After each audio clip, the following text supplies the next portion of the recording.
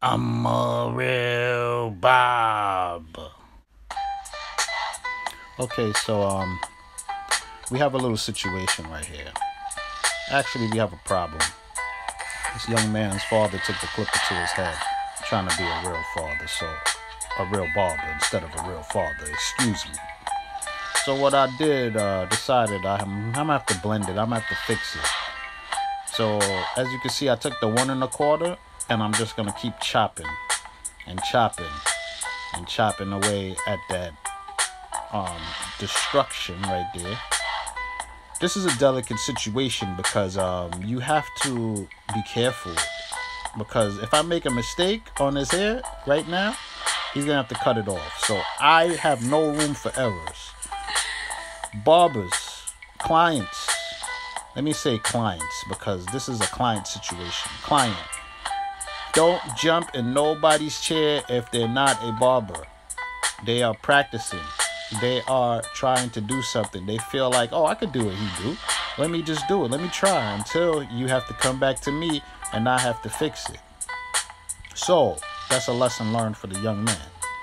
So as you can see, I'm debulking it, which is one of my favorite terms, is debulking. And I'm taking that same guard and also going on the top of it as well as underneath it. So, but I have to do a lot of tilt cutting and a lot of corner cutting. This is the only thing that I have to do here, is the corner cutting, because I'm taking it high. I'm taking the taper high because I have to. So I have to debulk it with different guards. As you can see now, I took a smaller guard, which is the 000. The 000 guard. This is what I'm using right now. And I'm hitting those little bitty hairs right there, because that's the only thing I got left. The pops, the father trying to be a real barber, took away a lot. So now I'm creating and I'm working with what I have left. And I'm also cleaning it up, because it's already cleaned up. He already cleaned it up for me. So now, since I kind of debulked it, I'm going to try to work my way around it now so it could look decent. As you can see, there's a part over the fade that I have to cut down as well, and I will get to that. But for right now, I'm just trying to blend out that debacle. So I'm chopping away. When you fix people's hair, this is difficult, because remember, you're cutting behind another man's mistakes. And I tell a lot of clients, stop going to other people to cut your hair, because even if a barber's nice, I still have to cut behind his cut. If he's a barber that like to push the line back to make it sharper, I have to cut behind that, and I have to use my style, and I'm not going to follow another man's style, because if I start following another man's style, I'm going to start feeling like you're his client. I put a little tissue I got stuck on the blade. That's that white stuff. So now, as you can see, when I told you I had to cut down some more of that bulk on the top of the head, this is bad footage, bad camera angles, but I'm taping it myself with one hand, and I'm cutting it with the other hand. That's why sometimes it look like that. So now I took a 2 3/4, and I'm going over it.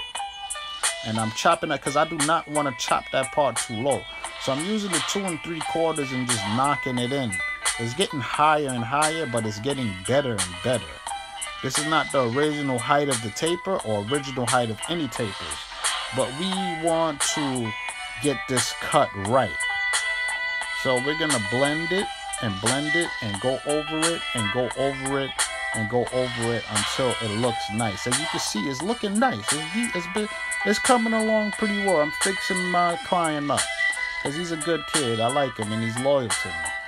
So I want to make sure he's good. All my clientele, I want to make sure they are good. And when they walk out the shop, I want them to represent the paparazzi and my brand.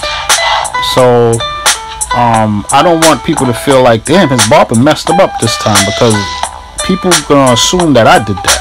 when they see that, because this kid only comes to me. They don't see him go to nobody else. So clientele, if you're gonna have another barber, make sure he can cut exactly the same as your barber and not push your line and not mess up your hair. Okay, everybody need a backup, but just 2 barbers is enough. Okay, not 3, 4. So now I'm gonna go back to the 1.5 and just nitpick and chop away and see what I can get away with right here.